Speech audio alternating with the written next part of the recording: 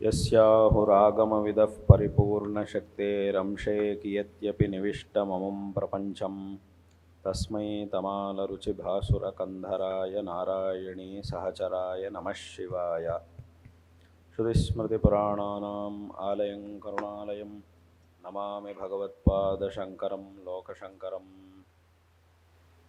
ಈ ಒಂದು ಪರಂಪರೆ, ಇವತ್ತಿನ ದಿವಸ ಇಂತಹ ಒಂದು ಸನಾತನ ಧರ್ಮ ಪರಂಪರೆ ಅನ್ನುವುದು ಯಾರಿಂದ ಇವತ್ತಿಗೂ ಸಹ ಇಷ್ಟು ಪ್ರತಿಷ್ಠಿತವಾಗಿದೆಯೋ ಅಂತಹ ಜಗದ್ಗುರು ಶ್ರೀ ಆದಿಶಂಕರ ಭಗವತ್ಪಾದಾಚಾರ್ಯರ ವಿಷಯದಲ್ಲಿ ಎಲ್ಲರೂ ಸಹ ವಿಶೇಷವಾದಂತಹ ಶ್ರದ್ಧೆಯನ್ನು ಬೆಳೆಸ್ಕೊಳ್ಬೇಕು.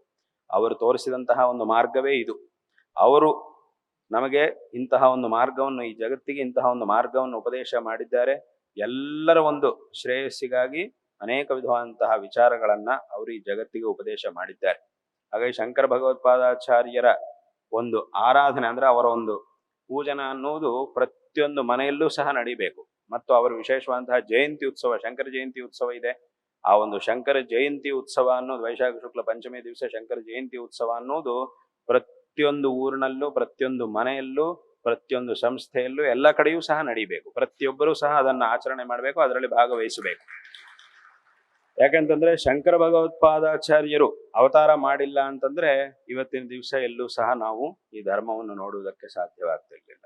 ಇವತ್ತು ಇಂತಹ ಈ ರೀತಿಯಾಗಿ ಈ ಧರ್ಮ ಸಂಸ್ಥಾಪನೆ ಅನ್ನೋದು ಇವತ್ತಿಗೂ ಸಹ ಆಗಿ, ಇವತ್ತಿಗೂ ಸಹ ಇಷ್ಟು ದೃಢವಾಗಿ ಈ ಧರ್ಮ ಅನ್ನೋದಿದೆ ಅಂತಂದ್ರೆ ಅದಕ್ಕೆ ಶಂಕರ ಭಗವತ್ಪಾದಾಚಾರ್ಯರು ಮಾಡಿದಂತಹ ಧರ್ಮ ಸಂಸ್ಥಾಪನೆಯೇ ಕಾರಣ ಅನ್ನುವಂತಹ ವಿಷಯದಲ್ಲಿ ಯಾವುದೇ ಸಂದೇಹಕ್ಕೆ ಅವಕಾಶ ಇಲ್ಲ. ಆದ್ರಿಂದ ಇದನ್ನ ಪ್ರತಿಯೊಬ್ಬರೂ ಸಹ ಚೆನ್ನಾಗಿ ತಿಳ್ಕೊಂಡು ಅವರು ತೋರಿಸಿದಂತಹ ಈ ಒಂದು ಮಾರ್ಗ, ಅವರು ಎಲ್ಲ ವಿಧವಾದಂತಹ ವಿಚಾರಗಳನ್ನು ಈ ಜಗತ್ತಿಗೆ ತಿಳಿಸಿದ್ದಾರೆ. ಅದು ಕರ್ಮ ಮಾರ್ಗ, ಭಕ್ತಿ ಮಾರ್ಗ, ಜ್ಞಾನ ಮಾರ್ಗ ಎಲ್ಲದನ್ನೂ ಶಂಕರರು ಸಮನ್ವಯ ಮಾಡಿ ಈ ಜಗತ್ತಿಗೆ ಉಪದೇಶ ಮಾಡಿದ್ದಾರೆ. ಮತ್ತೆ ಅವರು ಯಾವುದನ್ನು ಸಹ ಬಿಡ್ಲಿಲ್ಲ, ಎಲ್ಲರಲ್ಲೂ ಒಂದು ಐಕಮತ್ಯವನ್ನು ಉಂಟು ಮಾಡಿದ್ದಾರೆ.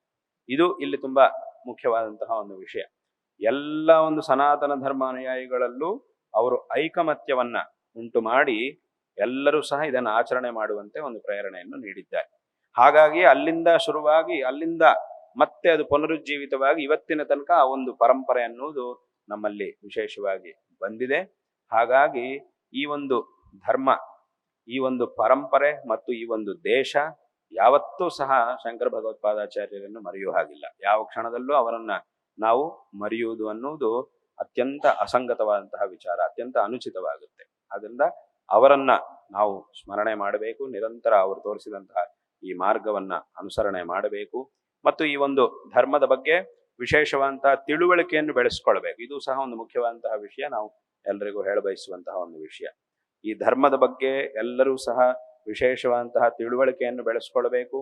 ಇವತ್ತಿನ ದಿವಸ ಆ ಒಂದು ತಿಳುವಳಿಕೆ ಅನ್ನೋದು ದೊಡ್ಡವರಿಗೂ ಇಲ್ಲ, ಮತ್ತೆ ಮಕ್ಕಳಿಗೂ ಹೇಳ್ಕೊಡ್ಲಿಕ್ಕೆ ಆಗ್ತಾ ಇಲ್ಲ. ದೊಡ್ಡವರಿಗೆ ಆ ತಿಳುವಳಿಕೆ ಇಲ್ಲ, ಹಾಗಾಗಿ ಮಕ್ಕಳಿಗೆ ಹೇಳ್ಕೊಡ್ಲಿಕ್ಕೆ ಆಗ್ತಿಲ್ಲ. ಮತ್ತೆ ಮಕ್ಕಳು ಕೇಳುವಂತಹ ಪ್ರಶ್ನೆಗಳಿಗೆ ಉತ್ತರ ಕೊಡ್ಲಿಕ್ಕೂ ಆಗ್ತಿಲ್ಲ. ತುಂಬಾ ಕಡೆಗಳಲ್ಲಿ ಇದೊಂದು ಸಮಸ್ಯೆ ಇರುತ್ತೆ. ಮಕ್ಕಳು ಏನೇನೋ ಕೇಳ್ತಾ ಇರ್ತಾರೆ, ನೀವೇನಾದ್ರೂ ಆಚರಣೆ ಮಾಡಿ, ಹೀಗೆ ಮಾಡಿ ಅಂತ ಕೇಳಿದಾಗ ಅದಕ್ಕೆ ಏನೇನೋ ಕೇಳ್ತಾ ಇರ್ತಾರೆ. ಅದರ ಮೇಲೆ ಮಕ್ಕಳು ತುಂಬಾ ಪ್ರಶ್ನೆಗಳನ್ನು ಕೇಳ್ತಿರ್ತಾರೆ. ಅದು ಸಹಜ, ಯಾರಾದ್ರೂ ಅಷ್ಟೇ. ಒಂದು ಹೊಸ ವಿಚಾರವನ್ನು, ಯಾವುದಾದ್ರೂ ಒಂದು ವಿಷಯವನ್ನು ನಾವು ಕೇಳಿದೀವಿ ಅಂತಂದ್ರೆ ಕೇಳಿದ ತಕ್ಷಣ ನಮ್ಮ ಮನಸ್ಸೆಲ್ಲ ಅನೇಕ ವಿಧವಾದಂತಹ ಪ್ರಶ್ನೆಗಳು ಬಂದೇ ಬರುತ್ತೆ, ಅದು ಸಹಜ. ಆದ್ರೆ ಆ ಪ್ರಶ್ನೆಗಳಿಗೆ ಸರಿಯಾದಂತಹ ಉತ್ತರವನ್ನ ಸರಿಯಾದಂತಹ ವ್ಯಕ್ತಿಗಳಿಂದ ನಾವು ಪಡ್ಕೊಳ್ಬೇಕು. ಇದು ತುಂಬಾ ಮುಖ್ಯವಾದಂತಹ ಒಂದು ವಿಷಯ. ಅದಕ್ಕಾಗಿ ಆ ಧರ್ಮದ ಬಗ್ಗೆ ಒಂದು ಪರಿಜ್ಞಾನವನ್ನ ಇನ್ನಷ್ಟು ದೃಢವಾಗಿ ಬೆಳೆಸ್ಕೊಳ್ಬೇಕು. ಎಲ್ಲರೂ ಸಹ ವಿಶೇಷವಾಗಿ ಆ ಪರಿಜ್ಞಾನವನ್ನ, ಧರ್ಮದ ಬಗ್ಗೆ ವಿಶೇಷವಾಗಿ ಹೆಚ್ಚಿನ ರೀತಿಯಲ್ಲಿ ಬೆಳೆಸ್ಕೊಳ್ಳಬೇಕು. ವಿಶೇಷವಾಗಿ ಗ್ರಂಥಗಳ ಅಧ್ಯಯನವನ್ನು ಮಾಡಬೇಕು, ಚಿಂತನೆಯನ್ನು ಮಾಡಬೇಕು. ಯಾಕಂದ್ರೆ ಬೇಕಾದಷ್ಟು ವಿಷಯಗಳಿವೆ. ಇನ್ನು ಆ ಜ್ಞಾನದ ಬಗ್ಗೆ, ಈ ವಿಚಾರಗಳ ಬಗ್ಗೆ, ತತ್ವದ ಬಗ್ಗೆ ಇನ್ನೂ ಅನೇಕ ವಿಧವಾದಂತಹ ವಿಷಯಗಳನ್ನ ನಮ್ಮ ಗ್ರಂಥಗಳಲ್ಲಿ ಹೇಳಿದ್ದಾರೆ.